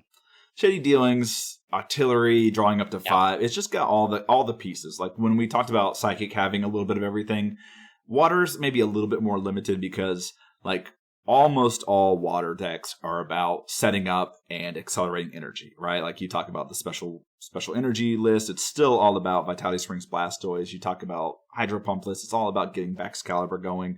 So I think that's where they're a little bit different than Psychic, is that they really, really rely on one of those rain dance effects to be effective. And if you can shut that down, then you basically shut off Water's game plan. Like how else are they taking an early KO if they don't have 4 energies on a Wailord? So that's where I'm like, I really like Whales because Whales affords you more time to set up because you have some bigger guys. And when we say Whales, kind of a general term, but this is kind of like all encompassing for like jumbo size Wailord decks. So even like something like Leviathan might fall into this category too.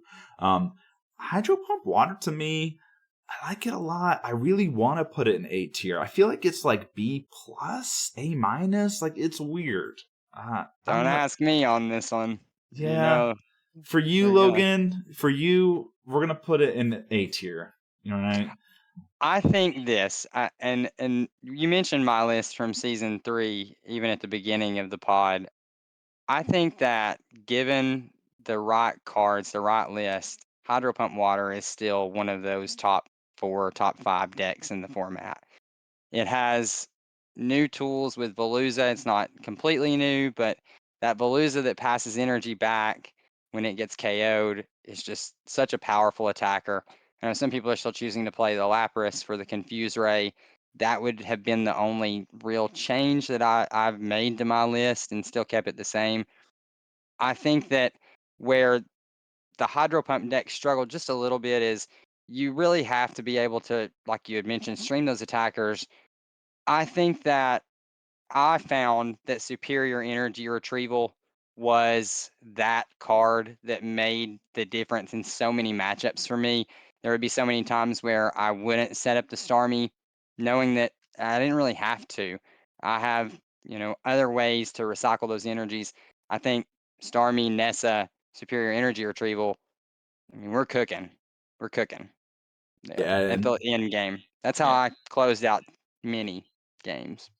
Yeah, and I think my list is a little different than you. I usually run Rapid Strike Starmie, but Yeah, it's the same thing. I'm playing Superior Energy Retrieval because on that last turn of the game, because whenever I use Rapid Strike Starmie, it's the last turn of the game. All right. Yep. My opponents know that. Using Superior Energy Retrieval to discard and get my hand down, grab the energy up to 4, which is just bonkers for an item card, and then attach all of those to Starmie, then use Octillery to draw up, potentially find more, is just ridiculous. And I've had, 9 energies on a Starmie before as I'm just like machine gunning down my opponent's board. So Hydro Pump Water, still really good. And we even saw like Bruno's list was kind of like a hybrid list. So it's kind of like hard to classify. His is like Whales Hydro Pump because like, he had all the Rain Dancers, but he was also just running a couple special energy to pair with Jumbo Size Wailord. So I don't know. It's hard to kind of classify these water lists. They all feel like they run through Inteleon. Maybe Inteleon, it just needs to be in the tier list, and Inteleon is A tier. If you're playing Inteleon,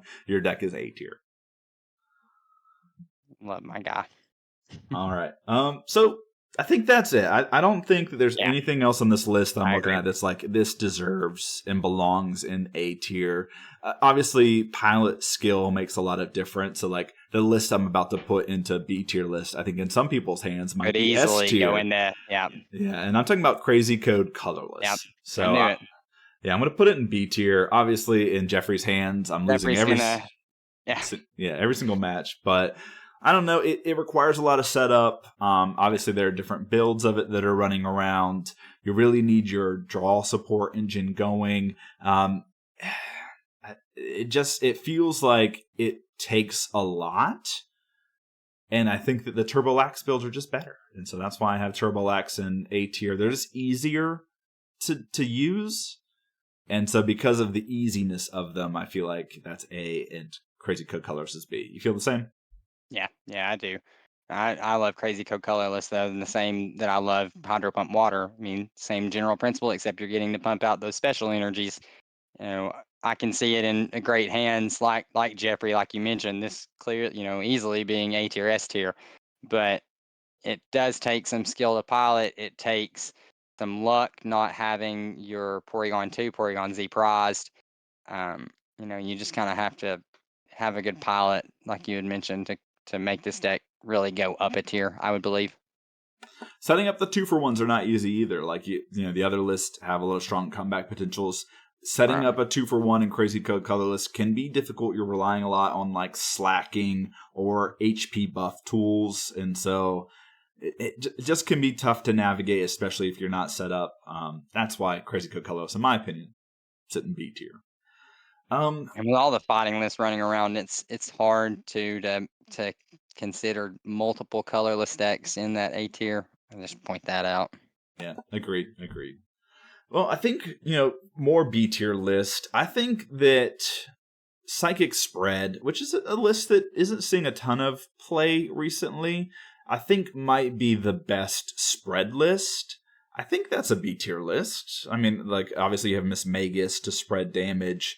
It's hard these days for spread decks out there just because if you're a skilled pilot, there's ways to play around it. But I know that spread lists have adopted to maybe playing like Copycat Mimikyu and Gallade and maybe Giratina as attackers. We've seen Watto's, Dusk Buddies list do really well, being a little bit more precise with the way that it goes about spreading damage counters.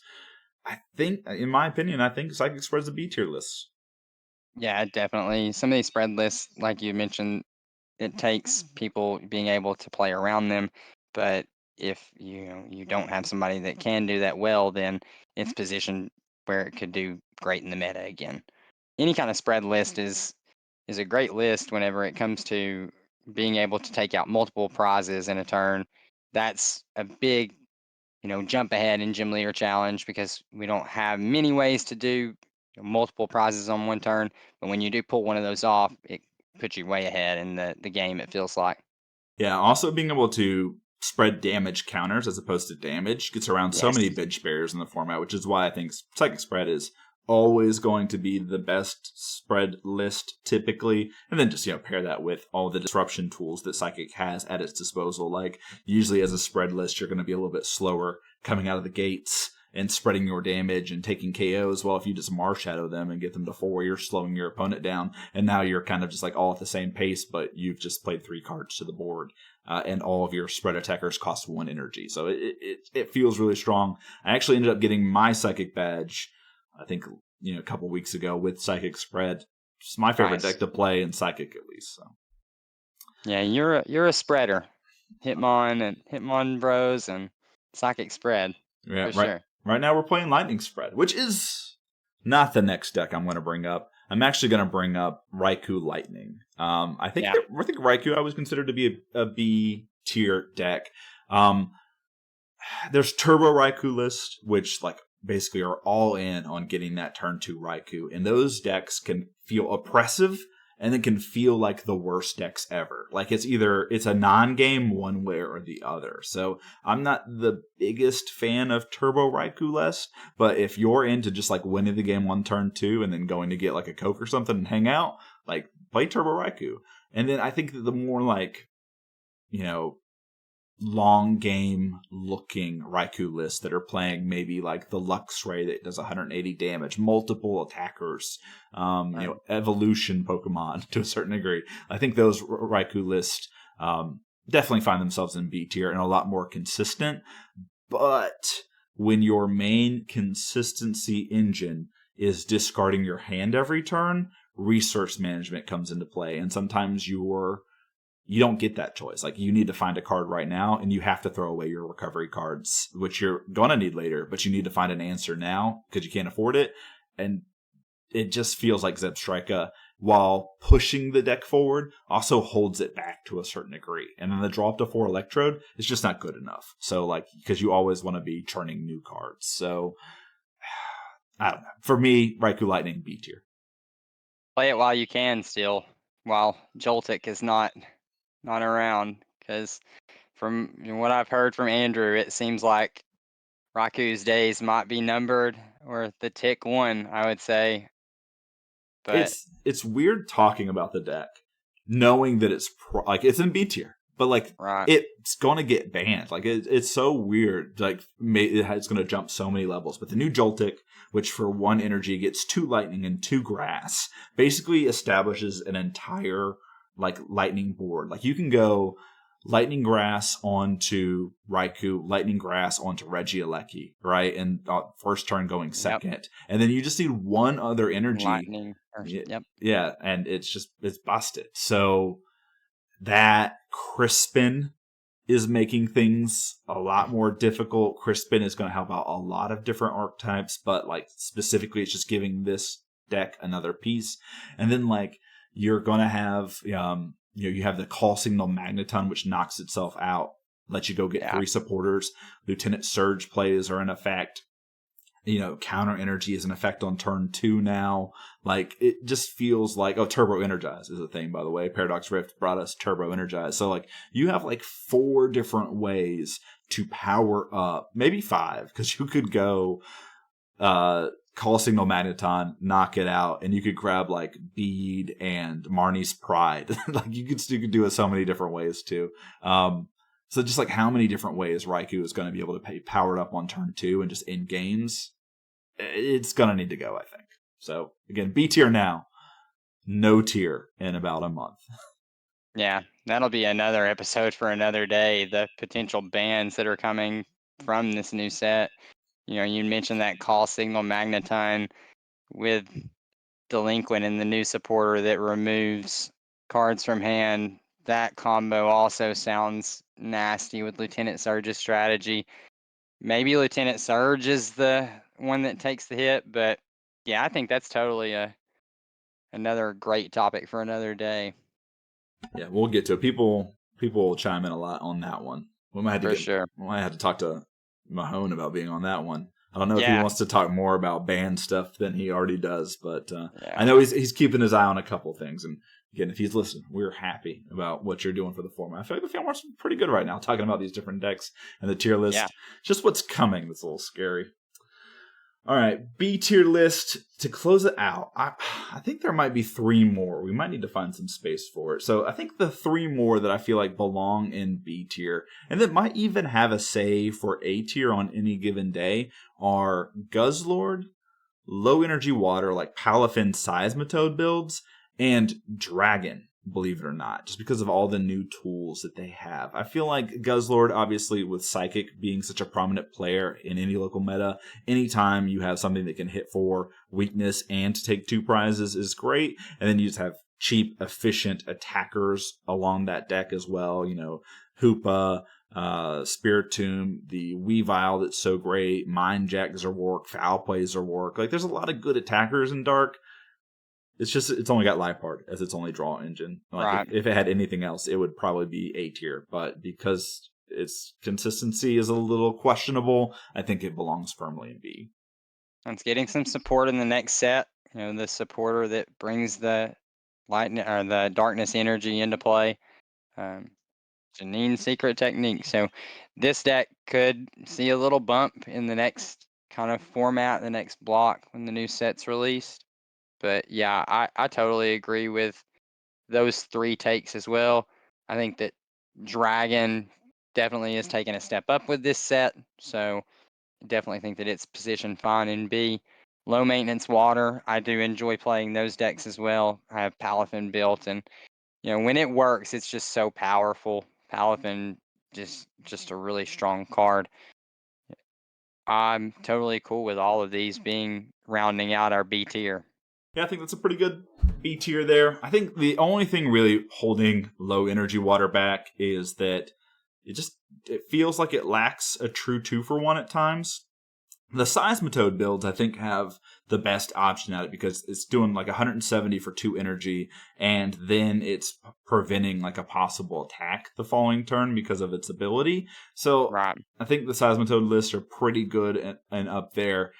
I've seen other Palafin lists. A 210 is a number that's like great to hit, but how often do you actually need to hit 210 in this format? Usually a Not. lot of overkill. Yeah, so again, I like the low energy water builds. It's just, I think you have better options in water, namely Wailord. C tier. C tier is kind of where I'm like, this is kind of like your entry point to the format. I think like if your deck is C tier, it is competitive. It can win on any given day, but like, it also can lose on any given day. And so for me, the C tier deck right now that I think more than anything is Grass. I'm sure there's a lot of people out there groaning for me. I just don't think that Grass is in the same level anymore. And it's weird saying that because when I was coming into the format, Grass was such a powerhouse. Force of Giant Plants was banned because it was so good. And now I'm like sitting here being like, would Force of Giant Plants be okay for the format? Like, I don't know if it would be too busted. It probably is. But, just like being like, Grass needs something. I don't know what it is. It just feels bad. And maybe it's just because I'm not playing it enough. Logan, what do you think about Grass? Yeah, that's like I mentioned in our meta analysis, that really surprises me just because as a home player myself, which my grass list is the Rillasaur list. It's got the new Bramblin Brambleghast, so Brambleghast gets the additional 50 HP for every prize card your opponent's taken. Uh, I'm I don't see really why many people are not gravitating to it. I mean, I think Rillaboom is one of the most busted energy accelerators in the format. Anytime you can accelerate energy from the deck, that's generally one of the best places to be able to pull from. Um, yeah, I don't know. I play grass a lot here, but and again, I think grass is still that deck where if you are a new player coming into the format, grass runs itself. It sets itself up. It plays off its own board the most. You mentioned earlier it does shudder in the face of a Wobbuffet, but you know, Wobbuffet shuts down most decks. Like Hydro Pump Water doesn't like to see Wobbuffet. And it is sitting here as, an A tier top deck. So I don't know. I kind of agree. I think that, with a good pilot, any of these decks can be definitely one higher. But if you think that grass is a C right now, like I had mentioned earlier, the meta just a little bit better than I do. Yeah, Yeah. Grass is tough because like it's turn 2 Rillaboom wins games. Like, Right. and it happens not every time, but like with a certain degree of consistency just because of the search that Grass has. Yeah, Roserade. I'm wondering if, there's been a lot of new and exciting cards that are getting printed. So people just aren't playing Grass. Grass, actually, while being the best beginner deck, actually has some pricier cards, like Shining Genesect, which is a staple, Roserade, which is a staple in these decks, are a little pricier. Now, obviously, the Summer Championship proxies are allowed, so that really shouldn't be too much of an issue if someone wants to play Grass. Is Grass just not sexy enough? Is that what the problem is? Because I like playing Grass. It's boring sometimes. I like playing cool, neat things, and it has similar play patterns almost every single game. You maybe convinced me, Logan, to put it. We're gonna put it on the edge of B and C. We'll just put it right here. That will make me feel better, and maybe will let me get less Grass hate in the comments. Because I know all the Fire players are going to come out when I put Fire down here where I think it belongs. Yeah. Well, rounding out C tier here, I actually think the new fighting spread decks are actually C tier decks, and people are going to think that that's bad. I actually think that that's good. There's another fighting deck like that's in the tier. Most times you'll see them in F. Uh, Yeah. Tinglu and Palisand are really strong.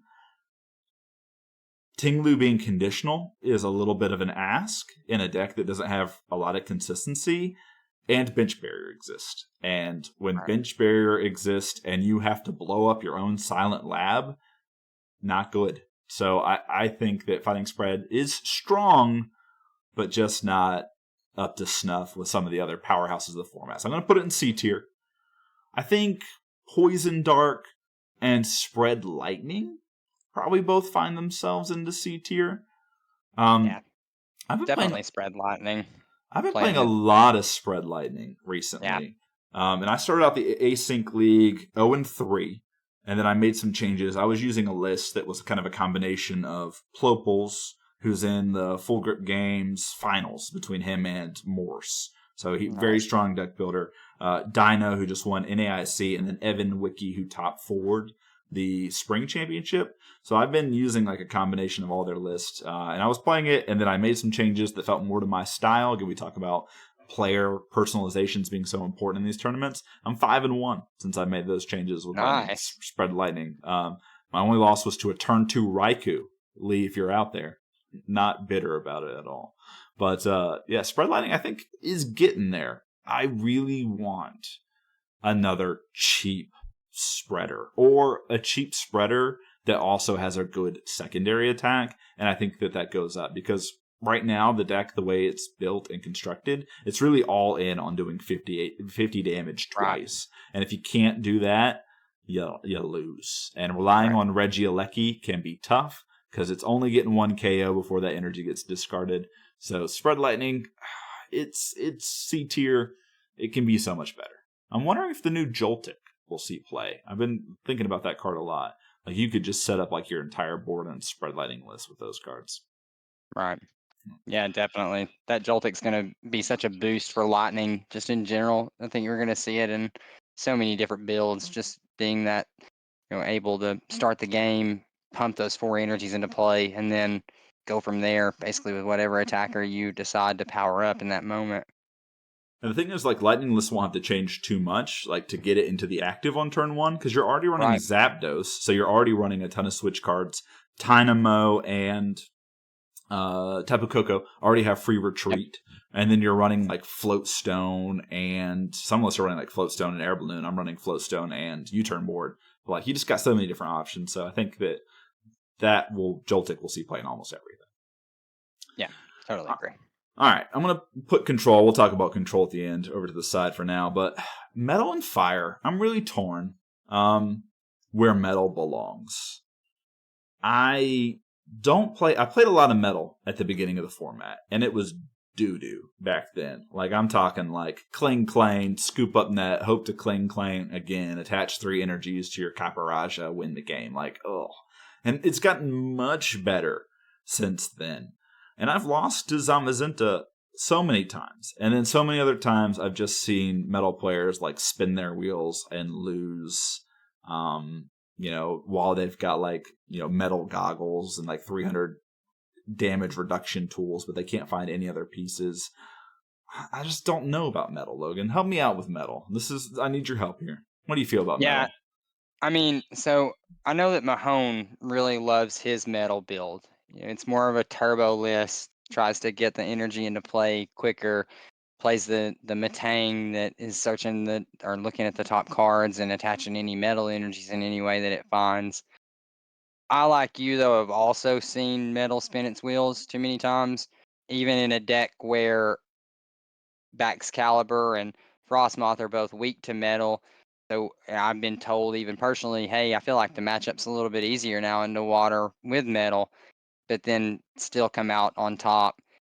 I mean, Metal is just one of those where it takes the right list on the right day with the right other matchups, I believe, to kind of power through. I could see it going in C tier, honestly, just specifically because I don't really believe that Metal's an F tier deck, but I mean, I could probably argue it either way. I just have seen Metal do too many things, beat me with Zamazenta too many times, beat me with Heatran. You know, I it just depends on the list, but some of the more turbo-y lists I think are better suited for the meta than, say, a tankier and try to heal strategy. Um, which that's the case for most of these decks. The more as Gym Leader Challenge goes on, and as new trainers continue to be printed, and as these new more busted Pokemon continue to be printed, the format will turbo out just a little bit. I mean, it's just a natural progression of things. So, can it just keep up with these other lists? Sometimes it just doesn't have the output, and it's got all the tools. It's got Metal Link's Bronzong. We've got Rev-of-Room to draw cards. We have, Metang to attach from the deck. It has just about everything that a really good deck could want. I don't know. Why do you think we don't see many more played? Yeah, I think it's obviously like, talking about this now, like I've played a couple matches into Metal with like Hitmon Bros and fighting before Okie Dogi was a thing. And I remember just being like, this game would be so much easier if I could have my own Rever Room on fighting side, and watching like Metal go from 0 cards up to 6 because they top decked a Metal Energy or something like that. So there, you mentioned it. There's the tools. The tools are there. Are the attackers? I just feel like Yeah. the energies that you can accelerate all these energies. You got Metang, you got Magnezone, you've got Bronzong, but you're just attaching to attackers that do huge damage, but you don't have anything cheap, right? Like you have Magearna, which I think does like X amount for like your opponent's bench Pokemon, but you're not taking like knockouts with that. You've got Dialga that's got like a Hydro Pump, like 60 plus 20 for each Metal Energy attached. And then you have like Zamazenta and Heat Train, which are like your only other two like big KOers. And it's just like, obviously Zamazenta is only going to be active on revenge turns. How often can you get Zamazenta back and recur it? So I don't know. There's not a true 2-for-1, which I think is the big thing. Like, what comeback potential does Metal have beyond tanking hits? Which is why I think you see a lot of these lists. And one of the reasons why we Right. just have Metal up here is it's really hard to be like, what's stock Metal list? Like, what's the difference? Like, you have light Metal as a brew where you're running like lower HP, but kind of lower to the ground, cheaper attackers. And then you've got like heavy Metal lists that are like trying to tank and heal. And then you have the turbo list. Like, what is even really the difference? Because they seem to run kind of the same basic package, but just with a few differences. So just Metal up here. It's probably C tier, Logan, is what I'm Yeah. going to go with. It's just got too much. Rever Room is really good. And you just think like you mention it. What if Metal gets a printing like an Okie Dogi, a basic attacker for low energy cost can pump out some high damage? Then we're talking about Metal in a totally different sense. I think that attackers are just too conditional. Maybe that's the problem. Heatran does pump out the damage, but you have to find a way to get a fire energy on. You mentioned Zamazenta, but you have to be in a revenge position. You know, it just needs another attacker. I feel like in talking through it. Yeah, that's the same way I kind of feel about Dragon. Like, I think Drampa is Yeah, trash. yeah, it's Yeah, just such a conditional card, yeah, and it's one of the best they have. yeah. So And so I think, like, if someone was talking to me about putting Dragon into A tier, and like, I feel like if it had one basic attacker that cost 2 energy that wasn't conditional, whoosh, shoot it up there. But right, I think what's keeping it up a tier from where Metal is at is just like Dragonite Garchomp. Like, it has Pokemon Search into a busted attacker. It's got Dragonite, which Fast Call is just one of the best consistency engines you can have in the game. And so Dragon and Metal are kind of like that same, like, high energy cost decks that need to chain energy into attackers in different ways. So Metal maybe has the edge in like energy acceleration, but on all the other consistency pieces, it is Dragon all the way. So Dragon B tier, Metal C tier, in my opinion. yeah, and like you mentioned, it's hard for Metal to go 2-for-1. It has to come off of a revenge, whereas in Dragon, we mentioned the comeback potential. You Sonic Slip into a Hex Maniac, you Sonic Slip, it activates, you Hex Maniac, they have no abilities. You're not knocking out that Garchomp 9 times out of 10 in 2 turns even back because they're taking multiple KOs. It has the comeback potential. I think that's one of the strong factors that I consider when playing Dragon. Well, there's obviously other F tier decks. Like we're not even talking about Fairy here. There's other niche builds, but Fire, and I'm not the biggest Fire lover, and so Logan, this is where you're gonna need to talk some sense into me. You're gonna have to be playing devil's advocate for the listeners and viewers at home. I've been told that I'm harsh on Fire. We had Z-Man and Waffles on, and they were both also very harsh on Fire when we did one of our set reviews. I think Fire is just the worst type.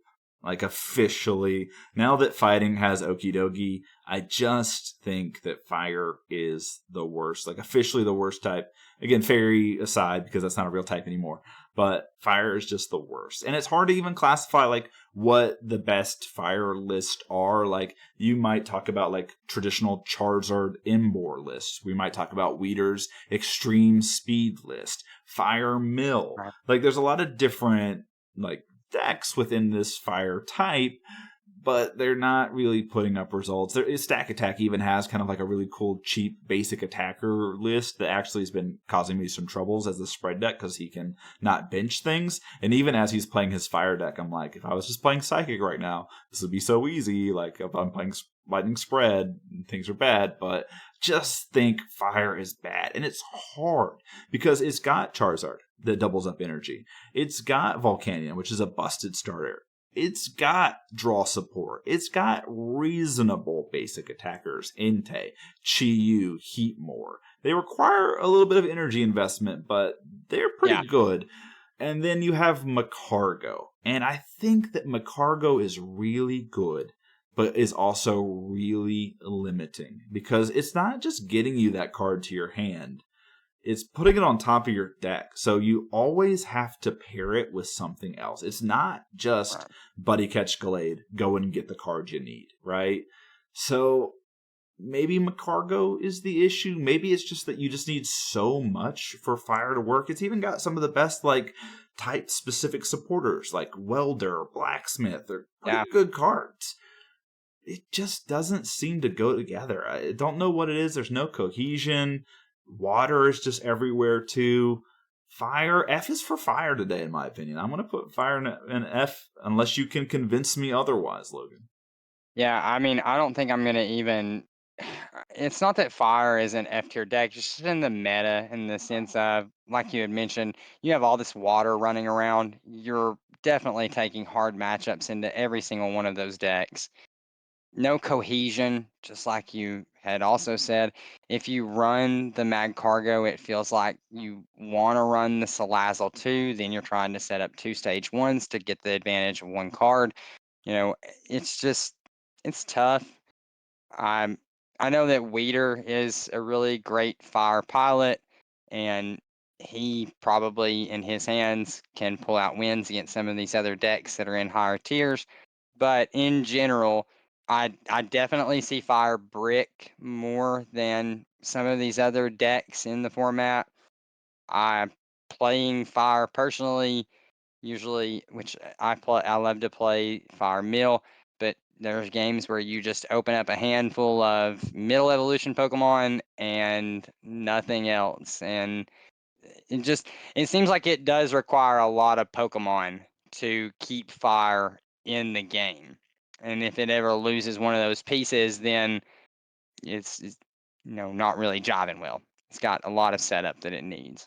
Parallel just being so prevalent to like you need a bench spot for Charizard, you need a bench spot for Magcargo, you need a bench spot for whatever is going to be able to draw you into what Magcargo is getting, and then you need an attacker. And so if you get Parallel, that's what you probably have to keep. And that's why I think Weeder's list is pretty good, because you kind of mitigate the need for Parallel because you're running so many like draw forward item cards like Trekking Shoes and Pokestop and those sorts of things. Obviously, we saw Spence's list earlier do really well, 3 and 2. I think Spence, he and Chef Keaton worked on that list together. Unless he's Chef Keaton here in chat. So can Fire do well? Yes.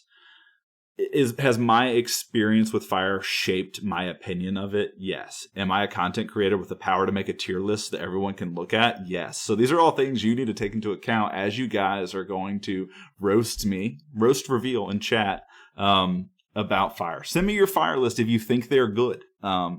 I will tell you they're not, but make a believer out of me. I just need to see a good Fireless. I need to see a Fireless do well. Stakatattack is close. Spence's is close. Spence even had a list that had like Blindside with the Torchic, and I was like, that's right up my alley. Like attacking twice with Blindside, I want to do that. I just need to see a good Fireless. And it hasn't happened yet. Yeah, no, and even in the meta too, we saw in the tournament itself only one fire deck. I think that kind of speaks to where it's positioned in the meta right now. Well, all right. The last one is Control. Control is secretly the best archetype in all of Gym Leader Challenge.